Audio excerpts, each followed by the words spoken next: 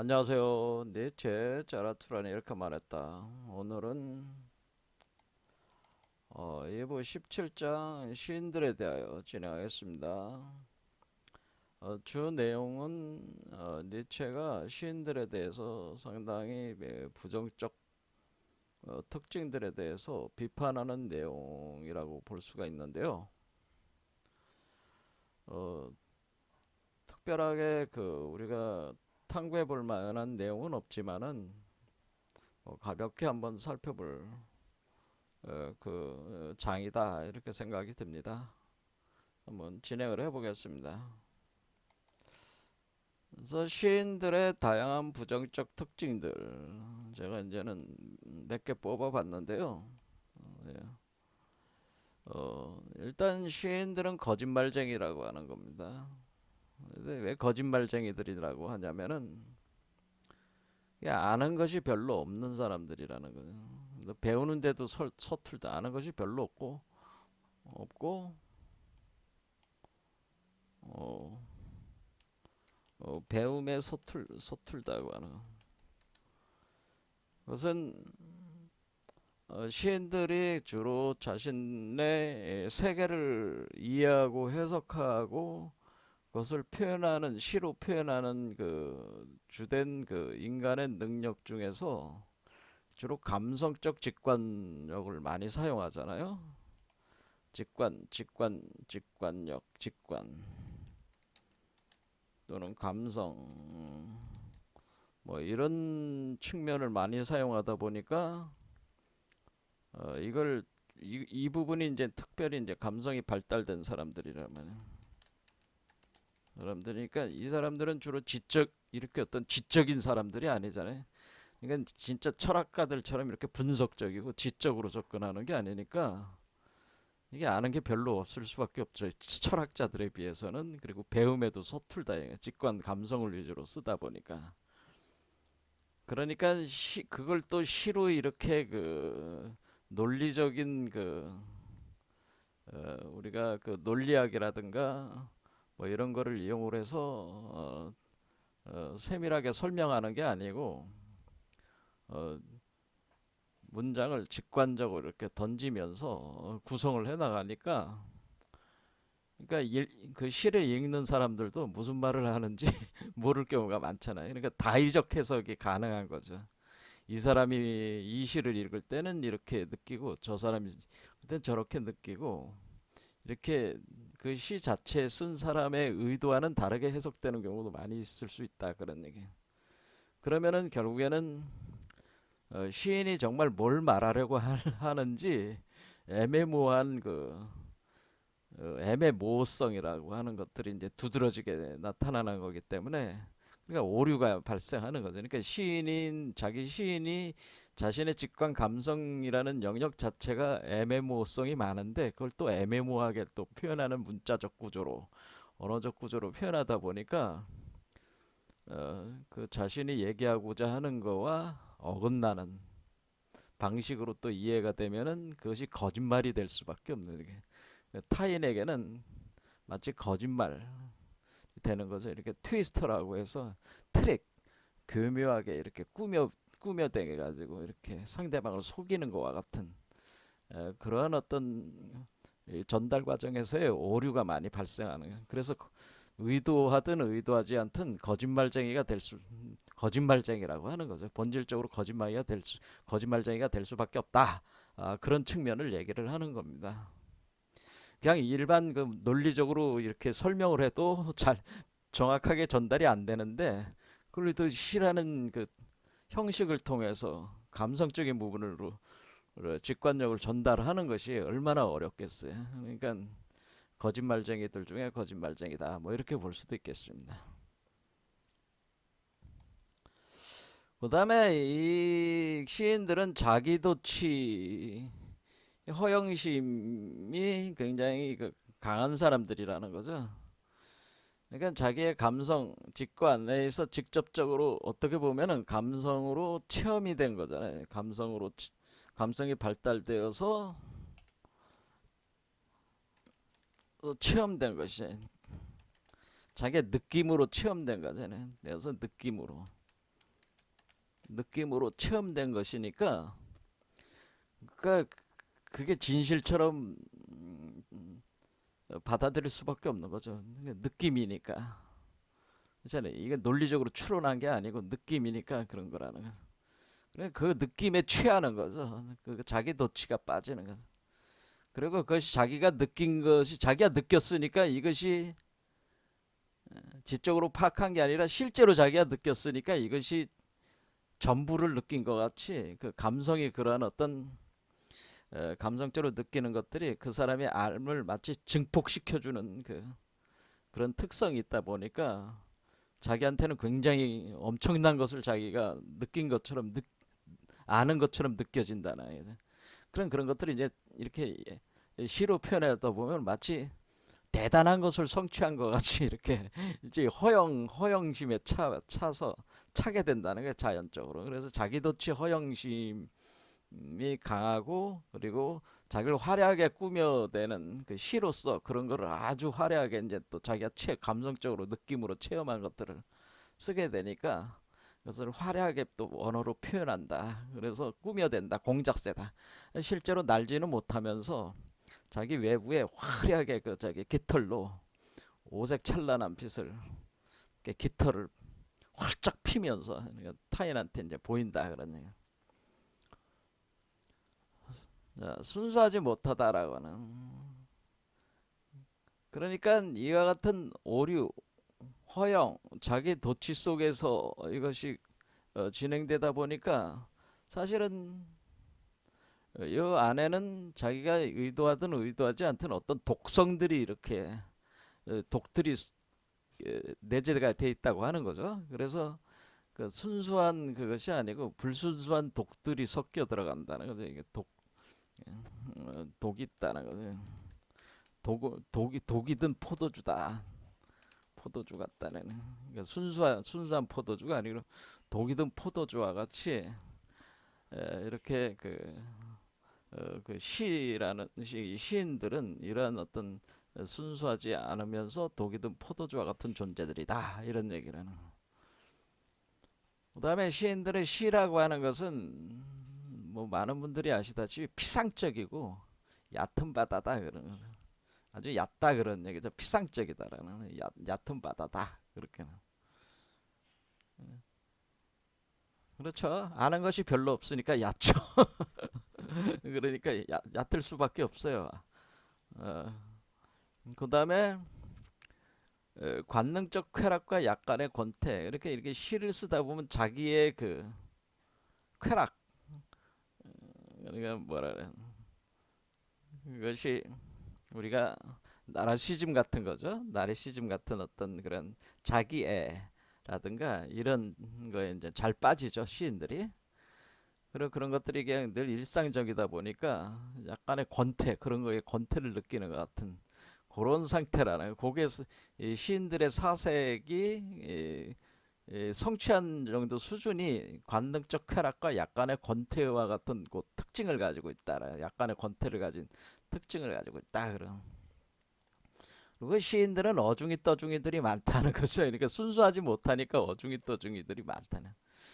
그러니까 이놈도 시를 쓰고 저놈도 시를 쓰고 그러니까 왜 어중이 떠중이들이죠. 아는 것도 별로 없고 배우는 것도 제대로 못하는 사람들이 시로 휘갈겨가지고 뭐 있는 것 같이 이렇게 자기의 감성을 증폭시켜가지고 타인한테 화려하게 이렇게 보이는 거잖아요.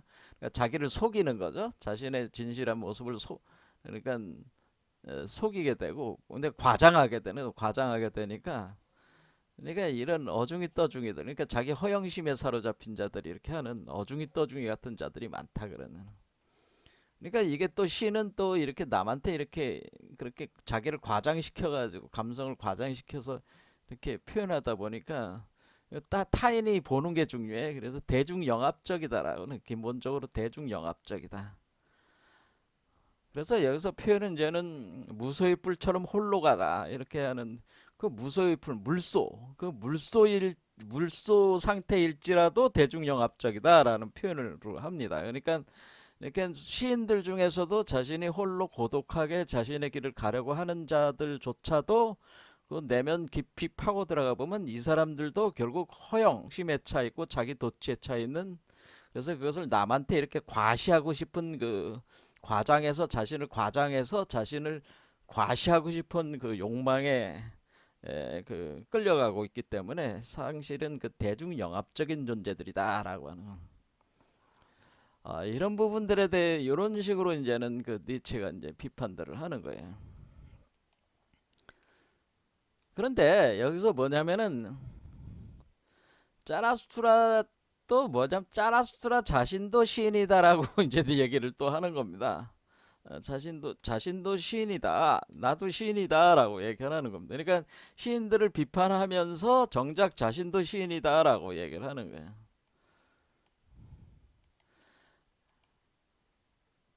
그런데 짜라수트라는 어떤 시인이냐면은 자기 내면으로 눈길을 전환시킨 시인이다라는, 눈길을 주는 시인으로 변화됐다라고 하는, 자기는 자기 내면으로, 그러니까 이런 어떤 시인적인 어떤 이런 것들을 외부 세계를 파악하고 인식하고 그것을 외부 세계에 이렇게 퍼뜨리는 게 아니고 자기 내부 세계를 파악하는 그러니까 감성적 그 직관력이라고 하는 것, 통찰력이라고 하는 부분들을 자기 내부를 이렇게 관찰하고 파악하는데 그것을 적극적으로 활용해서 지금 하는 거기 때문에 자기는 자기 내면으로 눈길을 주는 시인으로 변화된 시인이다, 그런 표현을 하는 거예요.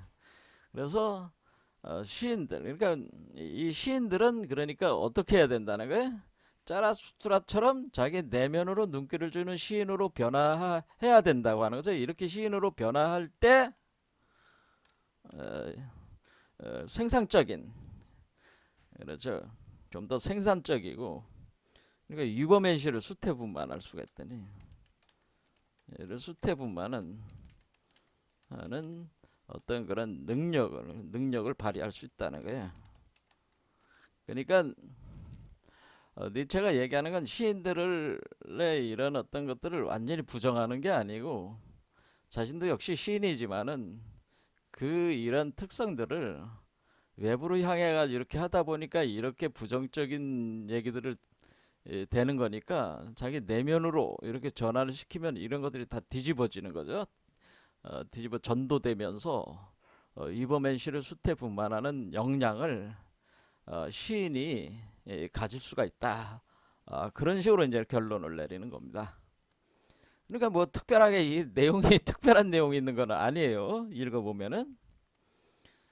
단지 여기서 이제는 뭐냐면은 이렇게 이런 얘기를 할 때 니체가 웬일인지 이 누구를 주로 이렇게 끌어왔냐면 이 괴테라는 사람을 끌고 와가지고 괴테의 그 파우스트, 괴테 작품 중에 파우스트라는 작품이 있어요. 우리나라에서 발간된 파우스트, 불멸의 파우스트라는 작품이 있는데 뭐 요 책들을 뭐 검색해 보니까 나와 있습니다. 그래서 요 파우스트라는 작품을 쓴 괴테.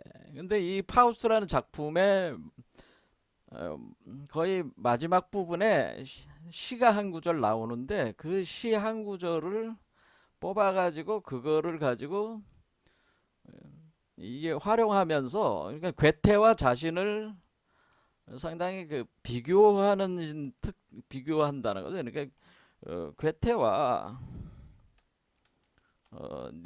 니체를 비교하면서 차이를 드러내면서 이 시인들에 대하여 이거에 대해서 어떤 그 얘기를 전개를 해 나가고 있습니다. 그러니까 여기서 시인들 자체에 대한 비판도 뭐 일반적인 비판이니까 뭐 볼만하지만은 니체가 괴테에 대해서 자기가 어떤 차이를 가지고 있느냐에 대해서 사실은 여기다 심어놨기 때문에 이런 부분을 찾아서 한번 살펴보는 게 더 의미가 있을 수도 있다, 그런 얘기입니다. 드러내면서 진행을 하고 있다. 그러니까 지금 괴테의 파우스트의 그 파우스트라는 작품에 여기 파우스트라는 작품의 신비의 합창이라는 파우스트의 마지막 부분에 요 신비의 합창이라고 하는 시가 있어요. 이 시가 있는데 요 시가 있습니다. 요 시가 있어가지고 어, 어떤 시냐면은 일체의 사멸하는 것은 한갑 비유일 뿐이다. 충분치 않은 일이 여기서 실현된다. 형언할 수 없는 일이 여기에서 이루어진다. 영원히 여성적인 것이 우리를 이끌어 올린다. 이런 이제 파우스트의 신비의 합창이라는 식구예요. 식구. 그런데 이 식구를 가져와서 요거를 가지고 상당히 비틀어 가지고 니체를 아니 그 괴테를 좀 상당히 그 비판을 하는 거죠. 하면서 자기가 차이를 드러내게 됩니다. 그러니까 이 사실 이 괴테를 이 시인들의 대표격인 인물로 사실 보고 있는 거죠. 그러니까 이렇게 할 때는 사실은 자기가 의도하진 그런 의도가 정말 있었는지는 정확하게 드러내지는 않지만은 이 괴테를 시인의 전형적 특성을 가진 인물이다. 뭐 이런 식으로 이제는 생각하는 것일 수 있다고 하는 겁니다. 지금 여기서 그 주장은 여기서 지금 이 내용 자체가 좀 그렇게 보지 않는다면 이게 왜 이런 식으로 시인들의 대화를 이렇게 써놨는가 그 이해하기 어렵다는 거예요. 그러니까 괴테가 이 시인들에 대한 다양한 부정적 특징들을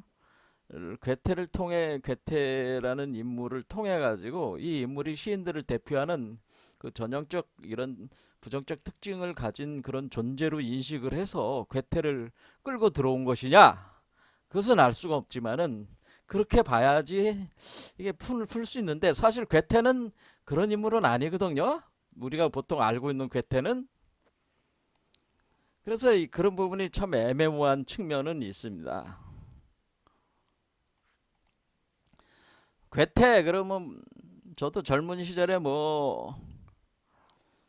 괴테가 쓴 책들은 특히 이제 고전물로서 유명하잖아요. 그러니까 많이 읽은 게 뭐예요? 저도 이제 젊은 시절에 젊은 베르테르의 슬픔이라는 책을 읽었어요.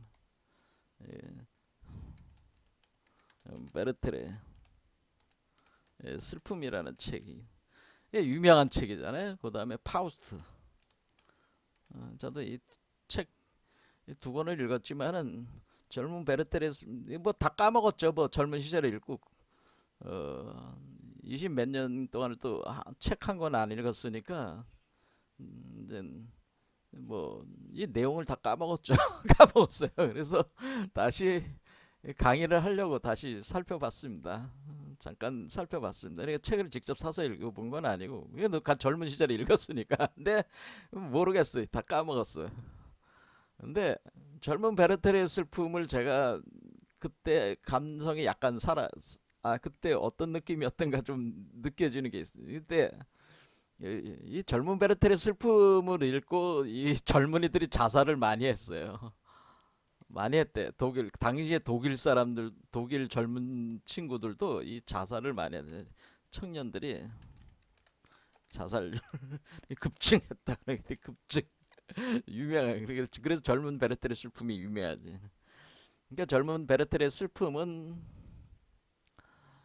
그 베르테르라는 청년이 샤를로테라는 여자를 이제 사랑하게 되죠. 근데 샤를로테는 베르테르가 샤를로테를 사랑하지만은 샤를로테는 다른 남성과 결혼을 해가지고 유부녀인 거죠.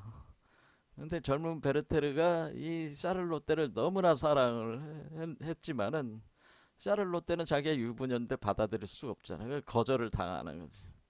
그러니까 그래서 젊은 베르테르가 그래서 그 상실감 그 사랑하는 여성을 얻지 못하는 그 상실감으로 인해서 자살을 하게 되죠. 그러니까 자살을 하게 되는 그런 거를 아주 잘 이게 써낸 책에 이게 소설이죠. 뭐 거의 소설인데 젊은 베르테의 슬픔이. 근데 이거를 읽고 이제 젊은 청년들이 그 베르테르의 이 책을 읽으니까 그게 절절하게 느껴지니까 시련의 아픔을 간직한 청년들이 당시에 자살을 많이 했다고 들었습니다.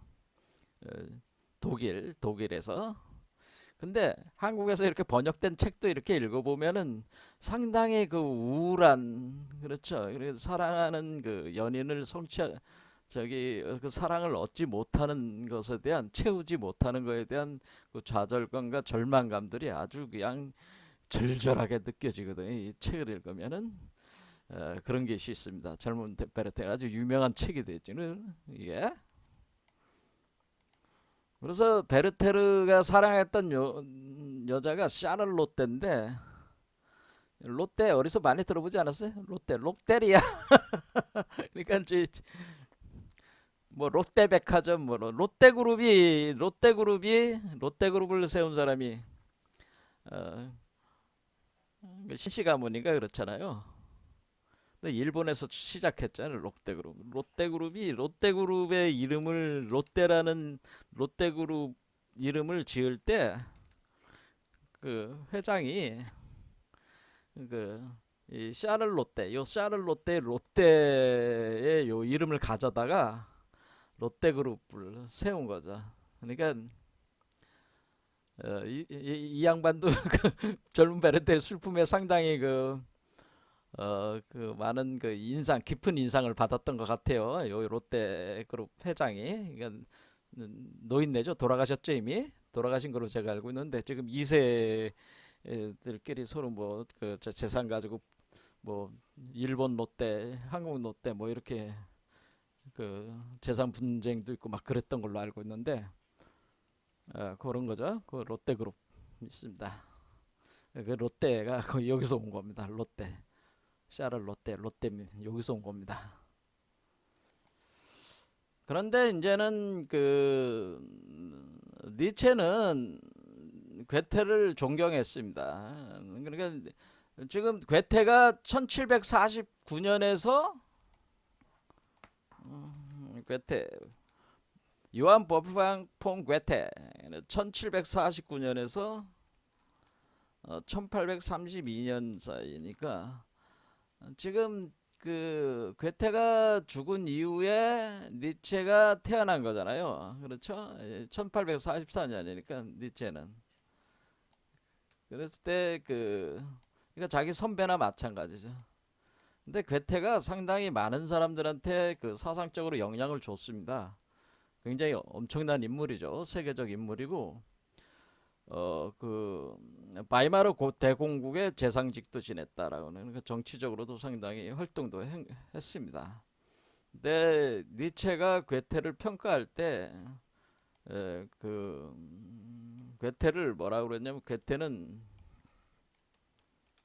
최후의 독일인이다라는, 자기가 살아있을 때 이렇게 알게 된 독일으로서의 마지막 독일인이다. 그래서 최후의 독일인이다. 이렇게 평가를 했을 정도로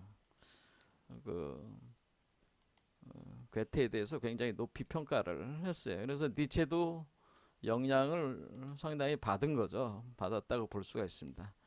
그래서 니체는 안티크리스트 반기독교 사상가지만은 괴테는 비기독교 사상가. 그러니까 기독교는 니체는 격렬하게 반대한 사람이고, 기독교적인 사유 체계를, 그러니까 기독교 목회자들이 이렇게 만드는 학자들이 만드는 사유 체계를 반대한 거죠. 근데 괴테는 격렬하게 반대하는 건 아니고 순하게 반대한 거죠. 그러니까 이 사상적인 그런 걸로 보면은 상당히 비슷한 노선인데, 두 사람은 비슷한 노선인데 니체가 좀 더 격렬하다 그러면 그러니까 괴테처럼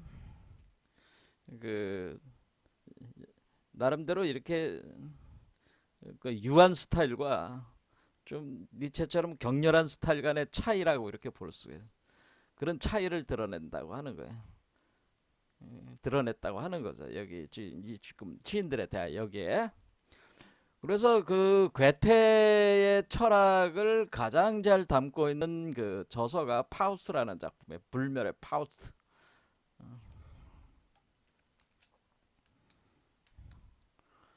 자, 파우스트라는 인물이 있습니다. 파우스트는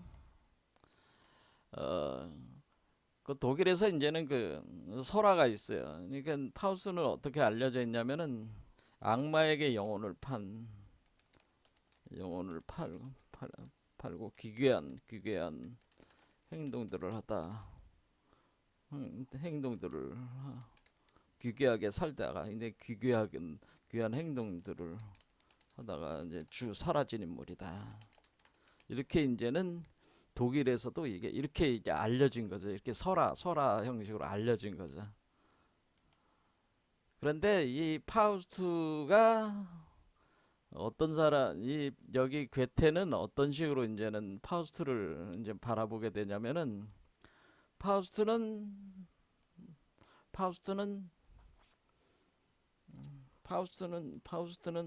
종교가 철학가로서 학자이면서 철학가면서 과학자였다는 등 당대의 최고 지식인이었다는. 그러니까 파우스트는 종교가로서 철학가로서 과학자로서 그 당대 최고 지식인이었다는. 근데 왜 이 사람이 최고 지식인이 됐느냐면은 이 사람은 이 세계와 우주를 이해하고 싶었어요. 그러니까 파우스트는 어떤 열망이 있었냐면은 파우스트의 열망은 이 세계와 자신에 대해서 그러니까 그 자신을 포함한 이 세계를 완전히 알기를 원했다는. 그러니까 완전한 지식을 원했다는 거지. 지식을 추구했던 사람이래. 이 세계를 완전하게 이해하고 싶었다네. 알고 싶다. 아마 지식을 좋아하는 공부를 좋아하는 사람은 그런 게 있습니다. 저도 이제는 젊은 시절에 알고 싶은 거죠. 이해하고 싶은 거죠. 남김없이 이해하고 싶은 욕구가 있습니다. 그렇죠. 파우스의 마음이 이해가 돼요. 저는 철저하게 다 이해를 하고 싶다. 남김없이 이해를 하고 싶다. 완전한 지식을 얻고 싶다는 갈망이 있다라고 하는 거죠. 그 갈망이 있습니다. 그런 완전한 지식에 대한 갈망으로 평생을 살았다 이게. 하지만은 끝없이 지식을 추구했지만은 완전한 지식을 얻질 못했어요. 계속 지식을 얻고자 끊임없이 영역을 확장해 나가면서 파고드는 거죠. 파고들고 깊이 있게 만들고 확장해 나갈지라도 완전한 이 세계에 대한 지식을 얻질 못해서 파우스트는 괴로움에 사로잡혔다는 거죠. 그래서 이제는 그래서 어느 정도까지 가냐면 이제는 마법까지 이제는 마법까지 이제 마법 그러니까 우리가 마법의 영역이라고 하는 거죠. 그러니까 마법에 대한 지식까지 얻으려고 한다는 거죠. 그렇죠. 마법력을 그 지식을 얻으려고 한다. 여기까지 왔다는 거지. 그래서 종교에 가면서 철학가며 과학자를 넘어서서 이제는 이 마법력까지 이해를 하려 그래서 자기가 실제로 그 마법력을 그러니까 이해를 한다는 거는 그걸 실제로 그것을 성취해 가지고 이렇게 쓸 수 있는 거기 때문에 그런 정도까지 자신이 그것을 성취하고자 하는 그 열망을 가지고 있었다는 건 열망이죠.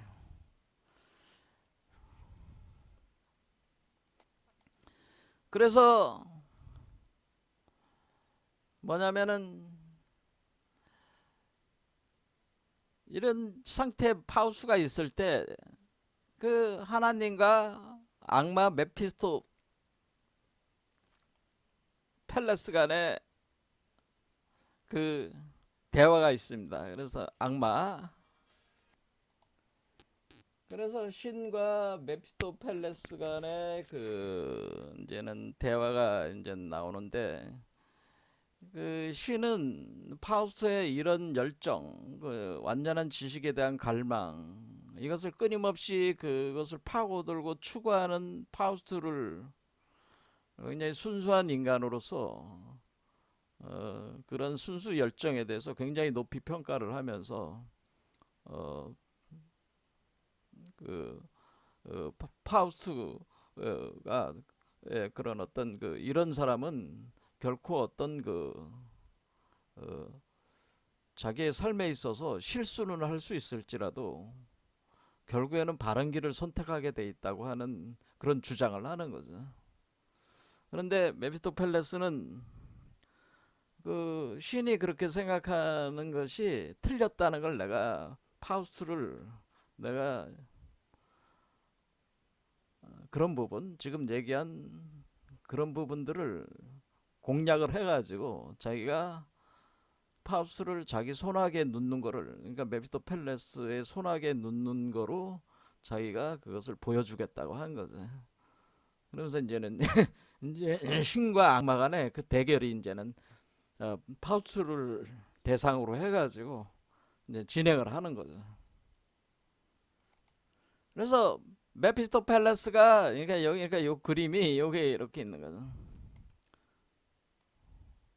여러분 보면은 메피스토펠레스가 파우스트에게 찾아왔어요.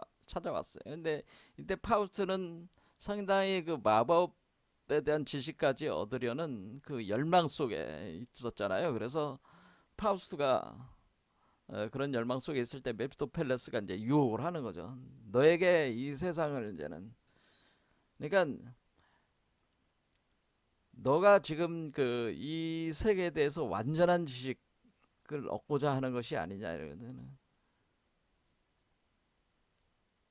내가 너에게 그것을 만족시켜 주겠다고 하는 거야. 너는 완전한 지식에 대한 열망을 내가 만족시켜 주마. 대신 그런 네가 만족스럽다는 말을 꺼내는 그 순간 너는 나한테 나에게 너의 영혼은 내 것이다. 뭐 이런 식으로 이제는 얘기를 하는 거죠. 한번 해보겠냐? 나하고 거래를 해보겠냐? 그런 완전한 지식을 줄 수 있다는 거죠. 그래서 네가 체험하는 것 중에 네가 만족스럽다라는, 그러니까 더 이상 만족할 게 없다라는, 더 이상 만족스럽게 할 수 없을 만큼 만족스럽다는 느낌을 가질 때, 네가 그것을 말로 표현했을 때 너는 내가 너를 그 중고로 인정을 하고 이제는 파우스트를 너는 그런 영원히 나의 종이 되는 것이다. 너의 영혼은 내 것이 되는 것이다. 뭐 이런 식으로 이제는, 그러니까 한번 해보겠냐. 그러니까 파우스트는 완전한 지식을 얻는 완전한 지식에 대한 갈망이 있었잖아요. 그렇죠. 그래서 그런데 파우스트는 완전한 지식을 얻는다는 거를 그냥 지식 공부를 해서 얻는 게 아니라 어떤 진짜 그 삶 속에서 철저하게 체험으로 알고자 원했다는 거예요.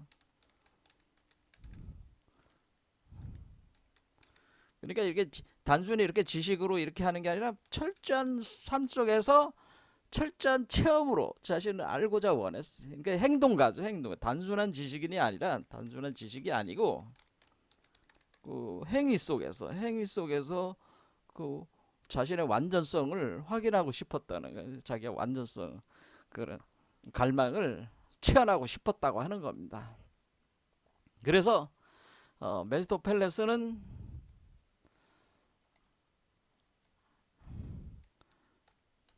지금 파우스트가 늙었잖아요. 늙은 학자니까 아주 젊게 만들어줍니다. 아주 젊게 만들어주고, 그래서 네가 하고 싶은 거 다 해봐라 그런 얘기죠. 그러니까 행위를 해봐라, 다 해봐라. 그러니까 네가 젊게 만들어주고 젊은 파우스트로 변화를 시켜주고, 젊은 파우스트로 하고 싶은 거 다 하고 싶은 거 다 해. 네가 원하는 거 다 성취하게 해줄게. 하고 싶은 거 다 해봐 하는 거지. 모든 걸 다 체험해봐. 그 체험에는 뭐냐는 하고 싶은 거 다 체험해봐. 체험해봐. 진짜 네가 더 이상 체험할 수 없을 만큼 만족스럽다고 하는 그것이 나올 때는 너는 내 거야. 그거야. 그러니까 파우스를 젊은 파우스를 만들어주고 하고 싶은 대로 다 체험해보라는 거지. 이제 내가 주는 체험 속에 그것이 있다고 하는 거죠. 그래서 파우스는 그러니까 그것이 선이든 악이든 그 상관이 없어. 선이든 악이든 상관없이 무차별적으로 체험을 하는 거예요.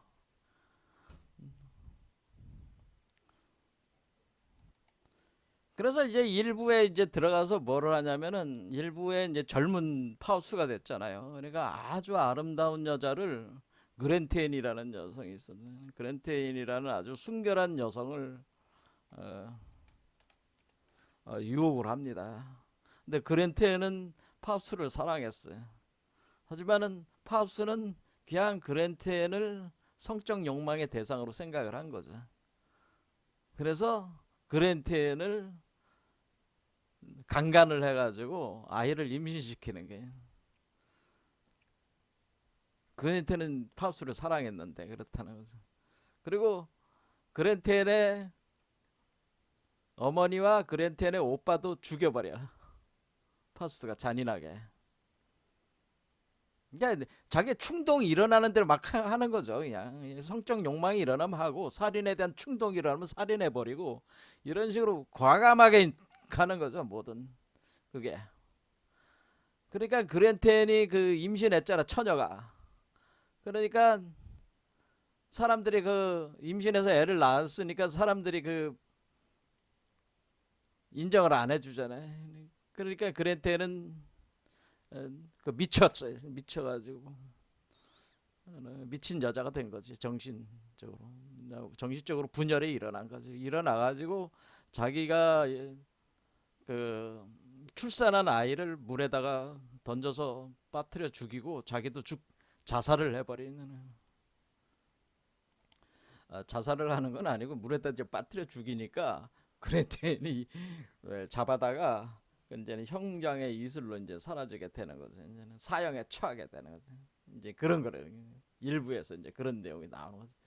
그러니까 이 체험이라고 하는 건 이 지상에 여기에는 그 괴테의 어떤 생각이 있는 거예요? 사실 괴테는 이 세상이라고 하는 것이 얼마나 추악하다고 하는 생각이 사실 괴테 생각 속에 이 세상의 욕망이라고 하는 것은 우리가 세상에서 이렇게 펼쳐서 이렇게 뭔가 이렇게 하는 것은 그 욕망적 존재로서 그 본질적으로는 굉장히 추악한 존재들이라고 하는 이 지상의 존재들은 인간들이라고 하는 것은 그러니까 짐승적이라고 하는 거죠. 사실 그런 의식이 깔려 있는 거죠. 그러니까 이 지상에서 그걸 하고 있는 거 아니야 파우스트가 지금. 그런데 그게 뭐예요? 그 지상에서 벌이는 이런 추악한 악마적이고 잔인한 이런 행동들이 사실은 완전한 삶에 대한 그것을 단순한 그 문자적 지식이 아니라 체험적 지식으로 알고자 원하는 그 가운데서 그것이 진행이 된다고 하는 거죠, 사실은. 그러니까 우리가 인간이라고 하는 이 세계 자체에 우리가 살고 있는 것은 우리가 무엇인가 우리 자신의 어떤 그런 진정한 어떤 완전한 지식에 대한 그걸 채워지지 않는 그것에 대한 그걸 채우기 위한 하나의 그런 행위들이라는 거예요. 인간이 저지르는 이 온갖 추악한 악마적 행위들은 바로 그런 것 때문에 일어난다고 하는 거죠. 본질적으로는 완전한 지식에 대한 갈망 때문에 일어난다고 하는 거죠. 그런 거를 지상에서는 그러한 모습으로밖에 체험할 수가 없는 거라는 거죠. 그 여기에 이제 그런 게 숨어져 있는 거죠. 그런 인식이. 그리고 나서 2부에 들어가서 1부 끝나고 2부에 들어가 가지고는 이제는 2부에 들어가서 이제는 현실만 그런 게 아니라 이제는 파우스가 이제는 과거로 따라간다. 그리스 시대로 가가지고 거기서 최고로 아름다운 여자가 누구야? 그리스에. 호모 이야기에 나 일리아드에 나오는 헬레네야지 헬레네. 그래 헬레네하고 또 결혼을 해가지고 또 사랑이 그런 거라는 거죠. 성적인 욕망들이죠 그런 것들이 다. 살다가 또 이제는 현실로 다시 돌아와. 그러니까 2부에서는 헬레네 과거로 돌아가서 과거로 가서 헬레네와 결혼해가지고 아주 그 살고 그러니까 그런 짓들을 하는 거지. 이제는 막그 성적 욕망을 막 푸는 거지. 살고 그리고 현재로 와가지고는 와서 이제는 자기가 그 국가적인 어떤 그 거기서 자기가 공훈을 세우게 되고 왕으로부터 그 땅을 하사를 받습니다. 땅을 하사를 받았는데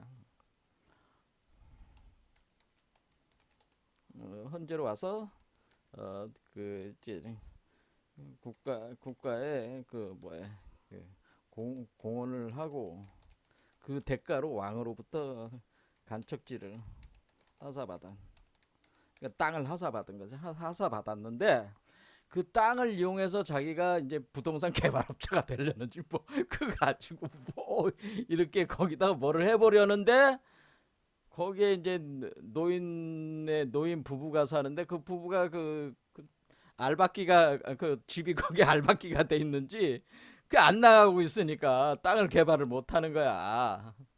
그러니까 어떻게 하냐면은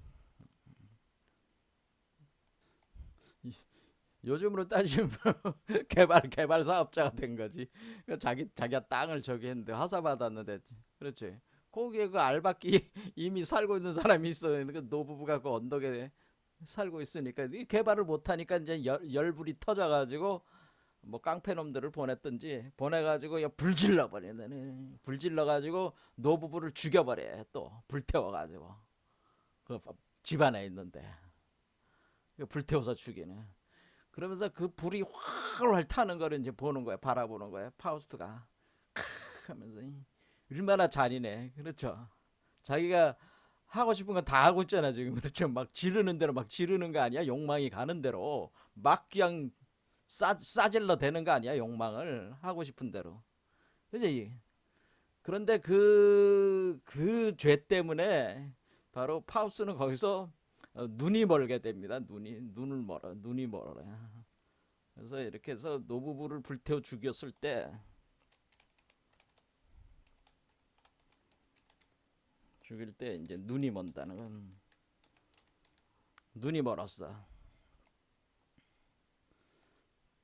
눈이 멀어가지고 그 눈이 멀어가지고 이제 눈이 멀었잖아. 눈이 멀었어요. 눈이 멀은데 원래 자기가 이 건척지에다가 자기가 이 땅을 개발해서 건설을 하려고 했던 거기에 자기의 왕국 그건 유토피아인데 거기에 대해서 자기가 그 왕국 유토피아 속에서 자기가 수많은 사람들과 같이 어울리면서 선하게 살고 있는 자신의 모습을 거기서 보게 되는 거예요. 그 장님이 된 상태에서 환영을 보게 되는 거예요. 환영을. 그 순간 거기서 어떤 엄청난 만족감이 일어났는지 파우스가 이 상태에서 그냥 멈추고 싶다. 그런 생각이 일어나는 거죠. 그때 메스토펠레스가 와가지고 어때? 만족을 느꼈냐? 아, 그럼 됐지. 그러면 너는 네 영혼은 내 거야. 뭐 이런 식으로 이제 메피스토펠레스가 파우스의 영혼을 딱 장악을 하려고 할 때에 뭐냐면은 천상에 있었던 그랜트인이 파수가 이렇게 자신이 이렇게 온갖 그 악마적인 짓을 하면서 이렇게 했던 것은 사실은 완전한 지식에 대한 갈망, 그걸 체험해 보려는 그런 끊임없이 노력하는 그런 것들이 표출이고 따져보면 그가 성취하고자 하는 것은 자신이 환영으로 봤던 그 세계를 성취하고자 하는 그 갈망이 사실은 그 근본적인 그 순수함 그것이 내재되게 돼 있는 거기 때문에 파우스트는 결코 메피스토펠레스에게 영혼을 뺏겨서는 안 된다. 이게 이제 먹혀 들어가 가지고 이제는 파우스트가를 천상으로 끌어올리는 거죠. 그랜틴. 그래서 지금 이제는 여기가 제가 이제 내용이에요. 그러니까 저도 이제 하도 오래전에 읽어가지고 다 까먹은 상태에서 여기저기 자료를 모아가지고 대체로 이제 설명을 해드린 겁니다. 자, 이런 겁니다. 이제는 파우스 여기에는 이제는 처음에 이제 이 파우스가 시작을 할 때 뭐냐면은 인간 이 괴테는 처음에 이 그 파우스라는 작품을 시작할 때 이 세계가 두 개로 나눠져 있다는 주장을 하게 됩니다. 그러니까 이 파우스라는 작품 속에서 그걸 얘기를 하는 거예요. 뭐냐면은 여기서 이제는 신과 메피스토펠레스의 대화 속에서 이제 그게 나오는데요. 인간들은 두 개의 세계의 두 개의 세계의 가치 충돌 사이에 있다고 하는 거예요. 그러니까 우리가 천상의 세계와 지상의 세계라고 하는 세계라. 그러니까 천상의 세계는 완전한 유토피아 세계가 되는 거예요. 지상의 세계는 이 세계는 더러운 세계가 돼. 욕망의 세계라고 하는.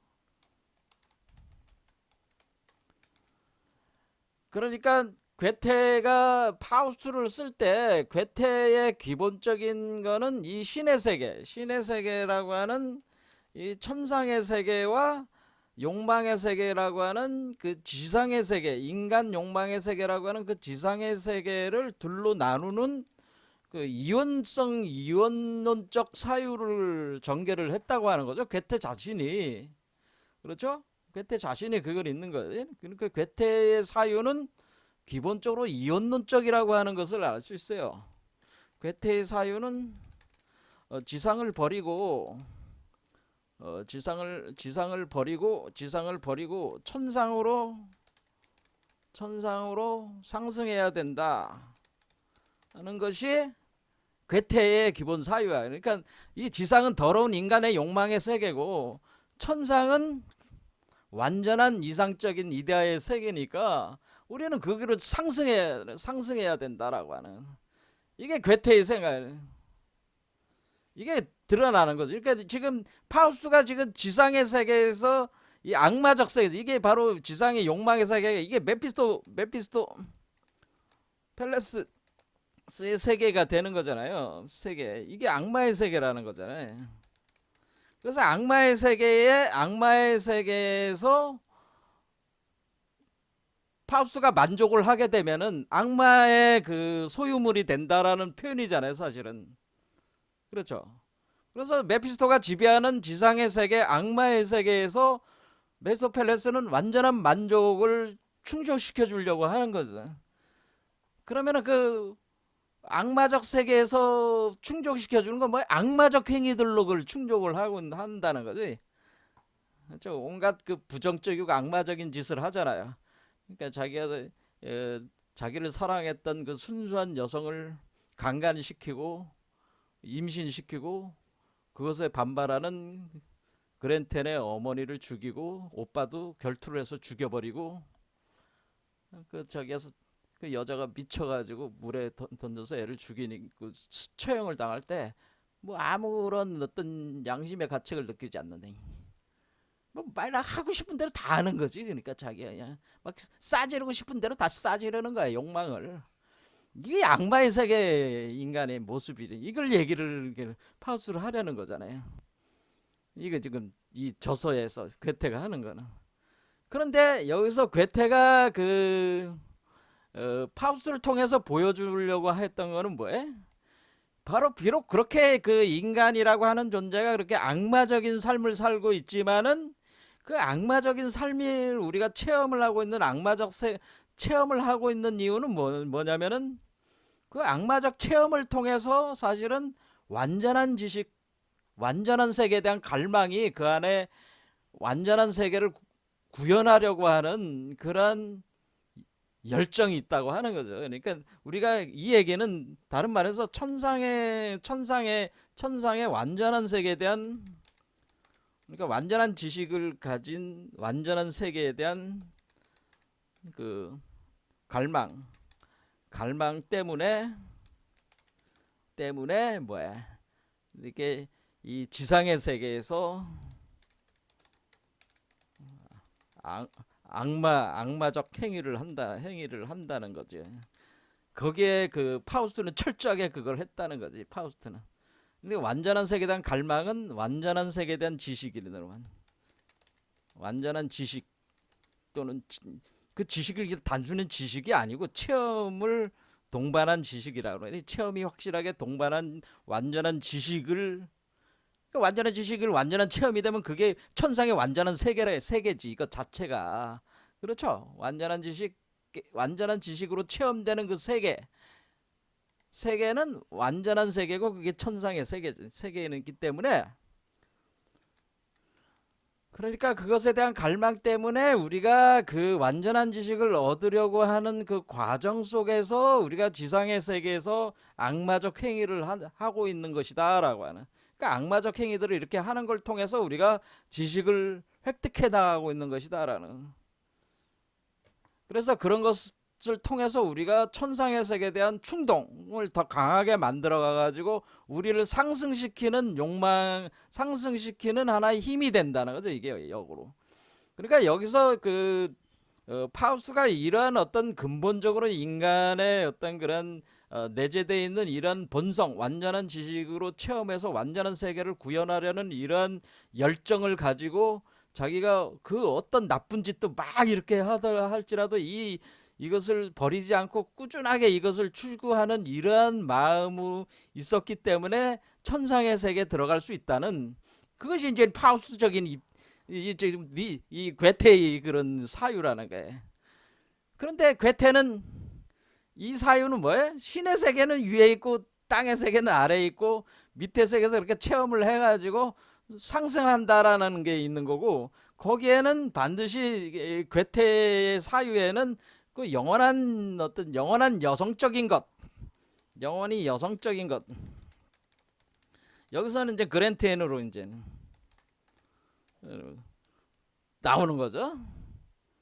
그랜트엔. 그런 영원한 여성성이라고 하는 것은 뭐 예수에게서는 마리아가 되는 마리아 또는 막달라 마리아가 되는, 그렇죠. 그리고 단테는 베아트리체가 되는. 그러면 젊은 베르테르의 슬픔은 왜 이게 된 거야? 베르테르는 샤를롯테로부터 구원을 받고자 했지만은 거절된 거 아니야? 그래서 자살한다는 개념이 나오는 거잖아요. 그러니까 어떤 이게 여성이 남성들을 구원한다는 이런 사유가 이게 깔려 있는 거야. 영원히 여성적인 것이 인간을 구원한다는, 영원한 여성성이, 영원히 여성적인 어떤 것이 인간을 구원한다는 천상의, 그러니까 영원히 천상의, 그러니까 이 지상의 여성이 아니라 천상의 여성이, 영원한 천상의 여성이 인류를 구원한다. 여성적인 것이 남성을 구원하고 남성적인 것을 구원하고 인류를 구원하고, 이런 개념들이 이제 깔려 있는 거죠. 이건 이제 인류 공통적인 어떤 그런 사유에 이것도. 근데 요런 것들이 이제 괴테의 사유에 이렇게 깔려 있는 거죠. 이렇게. 그런데 니체는 뭐예요? 천상의 세계가 어딨고 지상의 세계가 어딨냐. 니체는 지상의 세계도 긍정해야 되는 세계라고 보는 거잖아요. 그러니까 여기서 아주 완전한 괴테와 니체의 완전한 차이가 이제 드러나는 거죠. 이런 부분에서. 그래서 올라가야 될 천상의 세계가 그런 게 어딨냐라는 거지. 니체는. 지상의 세계도 인간이 만드는 세계고 천상의 세계도 인간이 만드는 것이고 다 인간의 세계일 뿐이지. 그래서 뭐 따로 뭐가 있는. 그리고 영원한 천상의 여성적인 그 어떤 것이 있어가지고 그것을 인간을 구원한다는 게 그거는 아니라는 거죠.